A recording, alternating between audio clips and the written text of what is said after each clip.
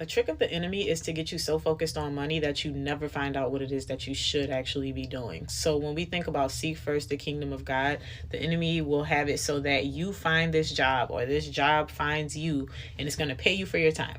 It's going to give you an hourly rate for your time. Nothing wrong with that, except most of us get drained by those jobs. So you go and you work your job, you get the money that you need to survive, and then you're too tired because of the commute, because of the actual time spent on the job, that when you get home, you're not seeking God on what it is that you should be doing outside of that job, because now you're exhausted. And then to make matters worse, you're inundated with things online, offline. Like if you're scrolling on this app, 30 minutes turns into 3 hours real quick. The next thing you know, it's time for you to go up, eat something, take your shower, lay down, and do it all again.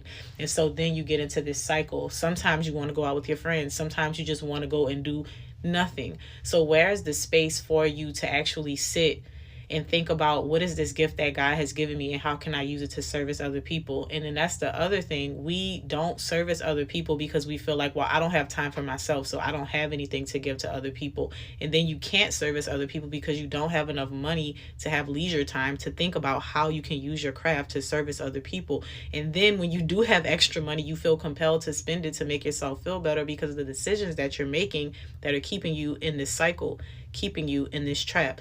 And no, I'm not saying you need to leave your job. No, I'm not saying all jobs are evil, but I'm saying that even if you have a full-time job, if your job is not linked with the thing that God has given you to service other people, you have to reserve some time and energy to figure out what it is that you should be doing. And your thing can be something as simple, not small, simple as being a great grandmother who leads your children up in the way. It can be as simple as that, or it can be as large. Again, not trying to say that one is more important than the other. It can be as large as speaking on stages to people. But the thing is, most of us never figure out what it is because, like I said, the enemy is crafty and we're so busy chasing after money and a good time and all of the distractions that there's nothing left.